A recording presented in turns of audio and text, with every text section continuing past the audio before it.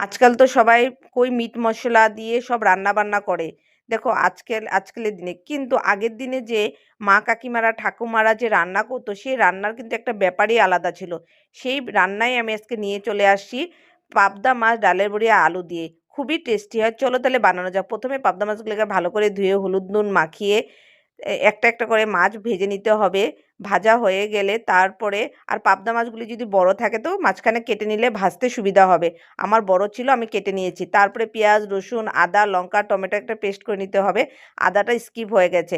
কড়াইতে তেল দিয়ে কালো জিরা ফোড়ন দিয়ে আলুটা লাল লাল করে ভেজে নিয়ে মশলাগুলি দিয়ে দিতে হবে। পেস্ট করা কড়ায় কষাতে হবে। কষানো হয়ে গেলে তারপরে জিরে গুঁড়ো ধনে গুঁড়ো হলুদ নুন দিয়ে আবার ভালো করে কষাতে হবে। এদিকে ডালের বড়িগুলো ভেজে তুলে দিতে হবে।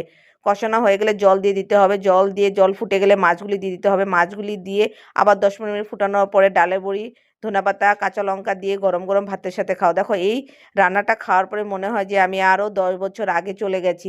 ওই মা ঠাকুমার আগের রান্না মতন খুবই টেস্টি লাগে। একবার করে